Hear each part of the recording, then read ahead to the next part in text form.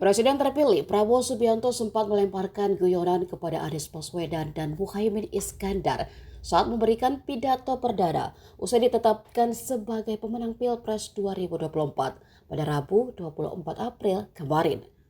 Prabowo berkata jika dirinya pernah berada di posisi Anies dan Cak Imin yang kalah dalam pemilu presiden dan wakil presiden 2 kali. Ia juga menyinggung soal senyuman berat yang keluar dari Anies dan Cak Imin. Ditanya wartawan soal itu, Anies memberi respon biasa. Ditemui media di luar gedung KPU, ia mengatakan jika hal itu baiknya ditanyakan langsung kepada Prabowo. Sebab dirinya tidak merasa demikian dan biasa-biasa saja. Prabowo Subianto kalah 2 kali dalam pemilu presiden sebelumnya. Ia kalah dari ayah wakil presidennya saat ini, Gibran Rakabuming Raka, yakni Presiden Joko Widodo.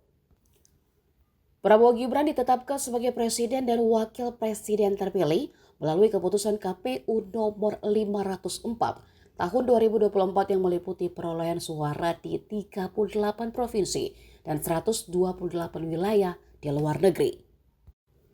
Penetapan ini dilakukan setelah gugatan sengketa Pilpres 2024 yang diajukan Anies Muhaimin Iskandar, juga Ganjar dan Mahfud MD ditolak Mahkamah Konstitusi. Dalam pidato perdana usai ditetapkan KPU, Prabowo pun menyapa Anies Baswedan dan Muhaimin Iskandar sebagai calon presiden dan calon wakil presiden nomor urut 1. Prabowo mengakui banyak pihak mungkin lelah dan tidak puas serta kecewa atas hasil pemilu. Download Tribun X sekarang, menghadirkan lokal menjadi Indonesia.